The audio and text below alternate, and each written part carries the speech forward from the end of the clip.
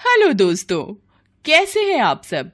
हमारी कहानियां देखने के लिए हमारे चैनल को सब्सक्राइब कीजिए और हाँ, बेल आइकॉन पर क्लिक करना मत भूलिएगा। छोटी रसोई का बड़ा मेन्यू।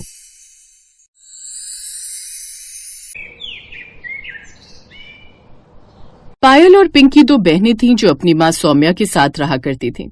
सौम्या के पति का देहांत एक कार एक्सीडेंट में हो गया था, जिसके बाद सौम्या ने अपनी दोनों बेटियों पायल और पिंकी को पाल पोस कर बड़ा किया था। सौम्या अपने घर के बाहर ही एक ठेला लगाया करती थी, जिस पर वो दाल, चावल और रोटी बेचा करती थी। ऐसे ही एक दिन पायल और पिंकी स्कूल से घर आई और सौम्या ग्राहक को दाल, चावल और रोटी परोस रही थी। बहन जी, ये लीजिए आपके दाल रोटी के 30 रुपए। भाई साहब, आपने चावल भी तो लिए थे, उसके 20 रुपए अलग। अरे बहन जी, मैं तो भूल ही गया था कि मैंने चावल भी लिया है। ठीक है ठीक है। अब ग्राहक 20 रुपए देकर चला जाता है, जिसके बाद पायल और पिंकी ऐसे ही अपनी माँ सौम्या के साथ रहा करती थी। वो दोनों ही पढ़ाई में बहुत अच्छी थी और हमेशा अच्छे नंबरों से पास हुआ करती थी। एक दिन दोनों का 12वीं का रिजल्ट आता है और दोनों ही 12वीं में अच्छे नंबरों से पास हो जाती हैं। माँ, हमारी 12वीं में बहुत अच्छे नंबर आए हैं और आपने हमें बोला था ना कि अगर हम हमारी 12वीं में अच्छे नंबर आएंगे तो फिर आप हमें कुछ अच्छा बनाकर खिलाएंगी। माँ, हमारे लिए हलवा बनाओ ना, मुझे आटे का हलवा खाना है। उसमें तो ज्यादा खर्चा भी नहीं होगा और वो मीठा भी होता है, प्लीज। मेरी बेटियों, तुम दोनों ने इतनी मेहनत से पढ़ाई की है और मेरा नाम रोशन किया है। आज तुम्हारे पिताजी जिंदा होते तो कितने खुश होते। ठीक है, मैं तुम दोनों को तुम्हारी पसंद का हलवा बनाकर खिलाऊंगी और आज अपने ठेले पर ग्राहकों को भी हलवा दाल चावल के साथ मुफ्त में दूंगी। अब सौम्या ने बहुत सारा हलवा बना लिया और ग्राहकों को दाल चावल के साथ हलवा मुफ्त में परोस दिया, जिससे ग्राहकों को वो बहुत ज्यादा पसंद आने लगा और अब ग्राहक दाल चावल के साथ सौम्या से हलवा ठेले पर रखने की मांग करने लगे। बहन जी, आपको दुकान पर हलवा भी रखना चाहिए। आपका हलवा बहुत अच्छा होता है, न उसमें ज्यादा मीठा होता है और न ही कम। एकदम बढ़िया होता है आपका हलवा। भाई साहब, अगर ऐसा है तो हलवा बनाने में ज्यादा लागत भी नहीं आती। अब से मैं अपने ठेले पर हलवा भी रखूंगी। अब जहाँ पायल और पिंकी कॉलेज जाने लगी थी, तो वहीं सौम्या अपने ठेले पर धीरे धीरे मेन्यू बढ़ाने लगती है। उसकी छोटी रसोई का बड़ा मेन्यू होने लगता है, जिस वजह से वो छोले, दाल, चावल, पूरी, राजमा, हलवा, खीर, पापड़ बहुत कुछ रखने लगती है। लेकिन उसने इन सब चीजों के दाम बहुत कम रखे थे ताकि हर कोई इसे अफोर्ड कर पाए। माँ, आप हमारे बचपन से यही काम कर रही हो। आपने अपनी रसोई को तो बड़ा नहीं किया, लेकिन इस रसोई के मेन्यू को बड़ा कर दिया है। ऐसा क्यों? क्योंकि मैं ये बात जानती हूँ कि गरीबों को कितनी मुश्किल से अपना पेट भरना होता है। मेरे बच्चों, हमेशा मेरी इस बात को ध्यान रखना कि हम जितना दूसरों के बारे में भला करेंगे, वो भलाई लौट कर हमारे पास आती है। अगर कल को मैं ना रहूं तो भी इस छोटी सी रसोई में इस बड़े से मेन्यू को तुम ही चलाना और हो सके तो इस मेन्यू में और भी चीजें जोड़ देना। ऐसा मत कहिए माँ, आप हमें छोड़कर कहीं नहीं जाएंगी। हम पहले ही पिताजी को खो चुके हैं, हम अब आपको नहीं खो सकते। अब तीनों ही माँ बेटियां एक दूसरे के गले लग जाते हैं। ऐसे ही प्यार से वो दिन गुजार रहे थे। अब पायल और पिंकी अच्छी कंपनियों में नौकरी करने लगी थी। एक दिन जब पायल और पिंकी सोकर उठती हैं, तो देखती हैं कि उनकी माँ अभी भी सो रही थी। ये देखकर उन्हें बहुत हैरानी होती है और पिंकी कहती है, देखो ना पायल, माँ अभी तक सो रही है। माँ तो हमारे उठने से पहले उठ जाती थी, फिर आज क्यों नहीं उठी वो? अब पायल अपनी माँ सौम्या को जगाकर देखती है तो पता चलता है कि सौम्या अब इस दुनिया में नहीं रही। ये देखकर पायल और पिंकी को बहुत बुरा लगता है और वो बहुत रोती हैं। इसके बाद पायल और पिंकी अपना काम तो कर रही थी, लेकिन उन्हें अपने काम में बिल्कुल अच्छा नहीं लग रहा था और वो अपने काम पर मन भी नहीं लगा पा रही थी। एक दिन पायल ने अपनी माँ के सूने पड़े हुए ठेले को देखकर कहा, माँ कितने प्यार से इस ठेले को चलाया करती थी, लेकिन अभी ठेला सूना पड़ा है। उनके ग्राहक भी प्यार से इस घर की तरफ देखकर मुस्कुराकर चले जाते हैं, जैसे वो अभी भी माँ को ढूंढते हैं। तभी पिंकी के दिमाग में एक तरकीब आती है और वो पायल से कहती है, पायल, माँ चली गई तो क्या हुआ? जरूरी तो नहीं कि माँ के साथ माँ का ये ठेला भी चला जाए। इस छोटी रसोई के बड़े मेन्यू को हम भी तो संभाल सकते हैं और वैसे भी हम तो अच्छा कमाते हैं और गरीबों के लिए कम दाम में अच्छा खाना भी उपलब्ध करवा सकते हैं। क्या ये हो सकता है पिंकी? इसके बाद पिंकी उसे एक तरकीब बताती है। दरअसल पायल की शिफ्ट रोटेशनल थी और वहीं पिंकी की शिफ्ट भी ऐसी ही थी। दोनों ने कॉलेज से होटल मैनेजमेंट पास किया था और दोनों को खाना बनाने का भी अच्छा खासा तजुर्बा था। वैसे भी उनके हाथों में उनकी माँ के गुण थे। अब वो ठेले पर पड़ी हुई धूल को साफ करती हैं और पास से गुजरती हुई दो औरतें आपस में बात करती हैं। अरे, सौम्या की दोनों बेटियां तो अपना ठेला शुरू कर रही हैं, पर क्या ये इसे कुछ सौम्या की तरह चला पाएंगी? सौम्या के साथ उसके हाथों का स्वाद भी चला गया। इन पढ़ी लिखी लड़कियों के हाथों में वो स्वाद कहाँ होगा जो सौम्या के हाथों में था। पायल और पिंकी जब ये बातें सुनती हैं तो उनका आत्मविश्वास थोड़ा सा टूटता है, पर वो हिम्मत नहीं हारती। जिसके बाद वो दोनों वहाँ एक बोर्ड लगाती हैं जिसमें तरह तरह के खाने के मेन्यू थे। अरे पायल पिंकी, तुमने तो अपनी माँ से भी 3 गुना ज्यादा मेन्यू रखा है। काका जी, आप बस बताइए कि आपको खाना क्या है। इस मेन्यू में जो जो लिखा है आपको तुरंत ही खाने को मिल जाएगा। ऐसे ही पायल और पिंकी मिलकर अपनी छोटी सी रसोई में बड़ा सा मेन्यू चला रही होती हैं। जब ये बात गांव के जमींदार को पता चलती है तो वो उनके पास आकर कहता है, तुम दोनों सच में बहुत समझदार और गुणी हो, जिसने अपनी माँ के जाने के बाद उसकी रसोई और उसके इस बड़े से मेन्यू को बहुत अच्छे से संभाला है। तुम्हारी माँ आज जहाँ भी होगी उसे तुम पर बहुत गर्व होगा। इसके बाद गांव का जमींदार उन्हें अपने पास पड़ी हुई गांव की एक जमीन अलॉट कर देता है जिसमें पायल और पिंकी अब अपनी रसोई चलाने लगती हैं। वहाँ पर उन्होंने गरीबों के लिए स्पेशल थाली रखी थी जिसमें थोड़ी थोड़ी कई प्रकार की सब्जियां थी ताकि ग्राहकों को भी अच्छा स्वाद और गुणवत्ता मिल सके। उन्होंने वहाँ ग्राहकों के बैठने के लिए कुर्सियों और पंखों का भी इंतजाम किया हुआ था। बिटिया, भगवान तुम्हारा भला करे। हमने आज तक इतने कम पैसों में सिर्फ रोड पर धूप में खड़े होकर ही खाना खाया है। आज यहाँ आकर खाकर आत्मा तृप्त हो गई।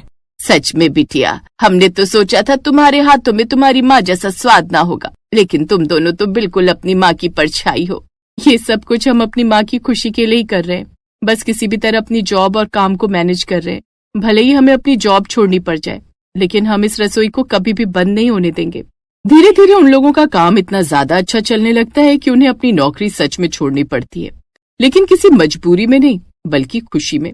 उन दोनों ने गांव के अंदर अपने सबसे मशहूर रसोई को खोल लिया था जिसमें विदेशी भी खाना खाने के लिए आते थे और छोटी सी रसोई का बड़ा मेन्यू देखकर हैरान हो जाते थे। वो उनकी ब्लॉगिंग करते और उसे सोशल मीडिया पर डाल देते जिससे कि दोनों बहनें और ज्यादा मशहूर हो जाती हैं। लेकिन फिर भी उन्होंने अपने खाने का दाम कम ही रखा ताकि हर कोई उसे खा सके।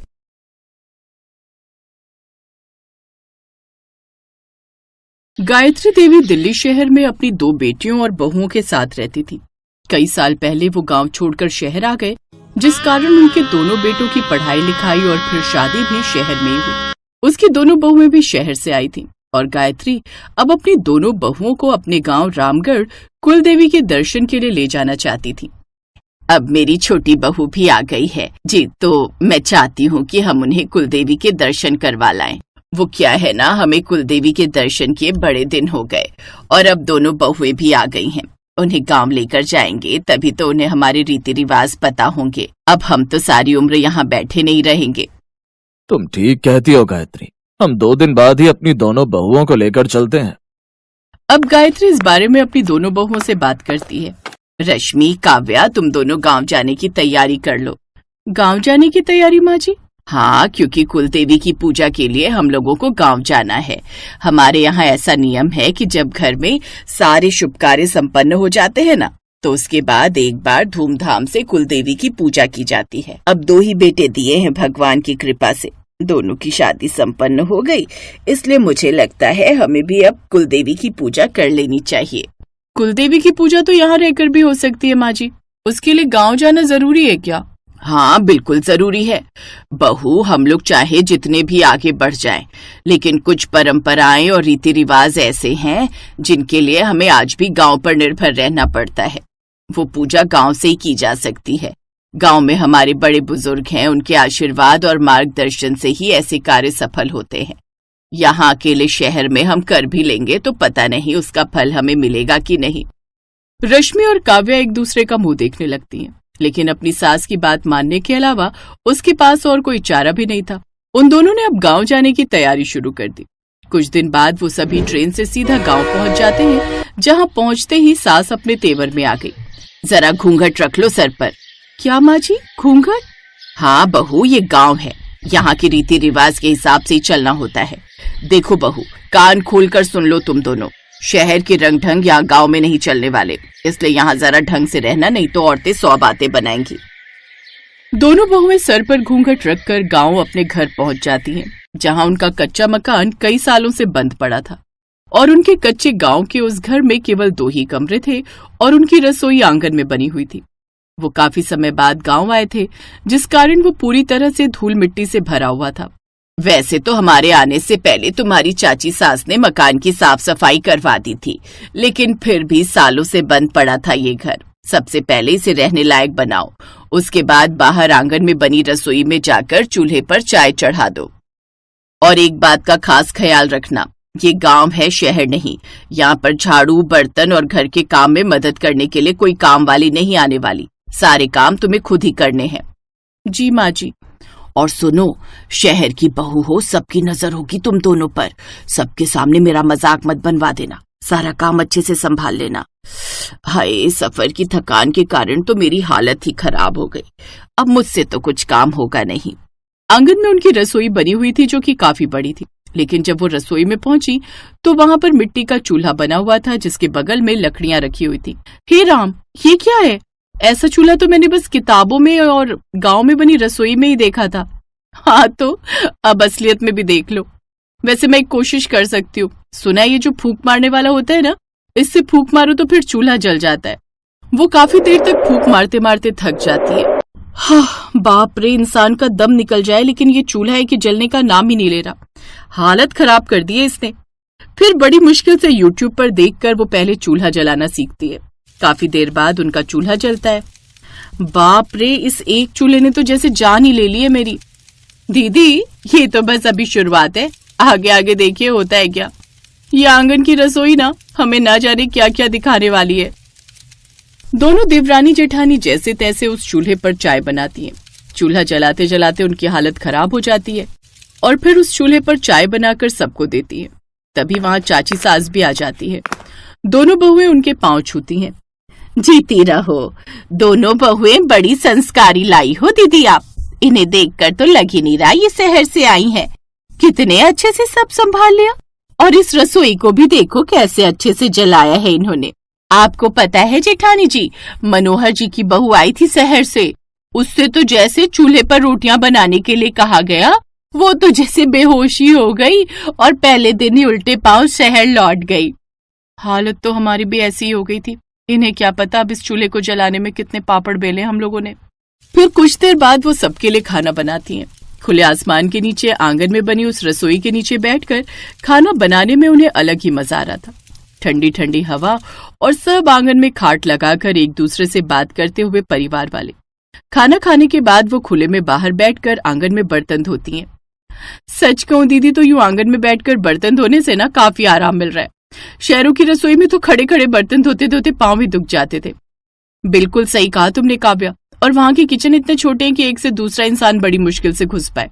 यहाँ देख, सब कितना खुला खुला है। रात को खाना खाने के बाद सभी कमरे में जाकर सो जाते हैं। फिर अगली सुबह दोनों बहुएं झाड़ू लगाकर नहा धोकर आंगन की रसोई में आती हैं। तभी उनकी सास गायत्री उनसे, बहू, आज कुल देवी की पूजा के लिए जाना है, तो भोग में आलू पूड़ी और खीर बना लेना और थोड़ी सी मूंग दाल की पकौड़ी भी पीस कर बना लेना। लेकिन माँ जी, यहाँ तो मिक्सी ही नहीं है, फिर किस में पीसे दाल? अपने इन मोटे मोटे हाथों से। क्या मतलब? मतलब ये कि वो रहा सिलबट्टा, इस पर तू दाल भिगोकर पीस ले। अब तुम गांव में हो तो यहाँ की रसोई के हिसाब से ही चीजें बनेंगी ना। ठीक है माँ जी। माँ जी, हमें ऐसा क्यों लग रहा है कि आप इस गांव की रसोई में हम दोनों को बस परेशान करने के लिए लाई हो? आप जानती हो ना, ये सब किया नहीं है कभी हमने। किया नहीं है तो अब कर लो। और बहू, शहर नहीं गांव है ये। यहाँ हर चीज मेहनत से करनी होती है, इसलिए यहाँ के खाने का स्वाद ही अलग होता है। शहरों में तो बस बिजली का बटन दबाया और मसाला पिस गया। और सुनो, पहले दोनों ये मटका उठाकर कुएं से पानी भर लाओ। मैं तब तक कमला काकी के घर होकर आती हूँ। गांव में सबसे बुजुर्ग हैं, उम्र हो गई है, न जाने कब टाइम बोल जाए। ये कहकर सास तो वहां से चली गई। छोटी, जल्दी जल्दी खाना बना ले, वरना फिर से माँ जी आएंगी हमारे कामों का सुपरविजन करने। वो दोनों जल्दी जल्दी खाना बनाने में लग जाती है। सिलबट्टे पर दाल पीसते पीसते जहाँ काव्या के पसीने तो छूट रहे थे, लेकिन उसे काफी मजा भी आ रहा था, क्योंकि आज से पहले उसने ऐसा कुछ किया भी नहीं था। कुछ देर बाद वो भोग बनाकर तैयार कर लेती है। बहुओं, भोग तैयार हो गया हो तो चलो कुल देवी के दर्शन कराते हैं। अब वो सभी मिलकर कुल देवी के मंदिर जाते हैं, जहाँ पर वो सभी माँ के दर्शन करके उन्हें भोग लगाते हैं और माँ का आशीर्वाद लेते हैं। माँ, कितना अच्छा लग रहा है इतने सालों बाद यहाँ आकर। हम छोटे थे तब गर्मियों की छुट्टियों में अक्सर यहाँ आते थे। इसीलिए तो कहती हूँ, चाहे जहाँ भी रहो लेकिन अपनी संस्कृति हमें कभी नहीं भूलनी चाहिए। कुछ देर बाद दर्शन कर वो सभी वापस घर आ जाते हैं और बना हुआ प्रसाद खाते हैं। वाह वाह, क्या स्वाद है इस आंगन की रसोई में, खाते ही मजा आ गया। यहाँ की ताजा सब्जी और पानी की बात ही अलग है, गांव की तो बात ही अलग है। अच्छा मैं इसके बाद बिलोनी में आप हमें मीठी छाछ भी बनाकर देना, जैसे बचपन में देती थी। इस गर्मी में मजा आ जाएगा। हाँ हाँ क्यों नहीं, लेकिन मैं ही बनाती रहूंगी, अपनी इन बीवियों को भी कुछ सिखाओगे। बहुओं जल्दी से इसके बाद छाछ बना दो। ये माँ जी तो एक के बाद एक ऐसे ऑर्डर देती जा रही हैं जैसे ढाबे पर खाना खाने आई हैं। मैं तो ये सोच रही हूँ कि अगर ये यूट्यूब ना होता तो हम कैसे मैनेज करते ये आंगन की रसोई। तब हम क्या मैनेज करते, सब माँ जी ही करती। अब वो जल्दी से छाछ बनाकर सबको देती हैं, साथ ही खुद भी पीती हैं। एक बात तो है, यहाँ खाना पीना बनाने में मेहनत तो है, लेकिन उन्हें खाने में भी अलग ही मजा है। उस आंगन की रसोई में तो गर्मी रहती, लेकिन सुबह शाम वहाँ काफी ठंड रहती। अगले दिन वो सारे गांव में घूमते, खेतों में फोटो खिंचवाते, नदी के पास घूमने जाते। अब उनका मन काफी हद तक लग गया था उस गांव में। ऐसे 3 दिन बीत गए। इन 3 दिनों में रेशमा और काव्या के लिए रसोई शब्द का मतलब ही बदल गया था। अब उन्हें अपनी उस आंगन की रसोई में खाना बनाने में मजा आने लगा था और अब उनका वापस लौटने का समय आ गया था। गांव की ये ट्रिप हमारे लिए एडवेंचर ट्रिप से भी ज्यादा हो गई है। हाँ बहू, लेकिन कल सुबह हम लोग वापस शहर के लिए भी निकल जाएंगे। लेकिन मैं तुम दोनों से एक बात कहना चाहती हूँ। तुम दोनों ने वाकई बहुत मेहनत की है। मिट्टी से पूरे घर का आंगन लिपा है, हाथ से मसाला पीसा, चूल्हा जलाया, हर वो काम किया जो तुमने जिंदगी में पहले कभी नहीं किया था। मैं जानती हूँ तुम लोगों को असुविधा तो बहुत हुई होगी, लेकिन ईमानदारी से बताना, गांव का खाना, यहाँ का रहन सहन कैसा लगा? माँ जी, शुरू के 2 दिन तो सब कुछ एक मुसीबत जैसा ही लग रहा था, लेकिन सच कहें तो चूल्हे पर खाना बनाना, हाथ से मसाला पीसना मेहनत का काम तो है, लेकिन उसका स्वाद कुछ और ही होता है। मैं वैसे तो घी की सब्जी खाना कभी पसंद नहीं करती, लेकिन चूल्हे की आग पर पकी हुई घी की सब्जी खाकर तो मजा ही आ गया। यही खासियत होती है बेटा, गांव की रसोई में काम करना थोड़ा मेहनत वाला काम तो जरूर है, लेकिन यहाँ के रहन सहन और खाने का भी एक अलग ही मजा है, और खासकर इस आंगन की रसोई में बना हुआ खाना। जाने से पहले दोनों देवरानी जेठानी ने उस आंगन की रसोई को बड़े गौर से देखा, जिसे देख उनकी पलकें भीग गई। आंगन की उस रसोई में काम करने का अनुभव उनके लिए खट्टी मीठी यादें बनकर उनके साथ रह गया। हेलो दोस्तों, कैसे हैं आप सब? हमारी कहानियां देखने के लिए हमारे चैनल को सब्सक्राइब कीजिए और हाँ, बेल आइकॉन पर क्लिक करना मत भूलिएगा।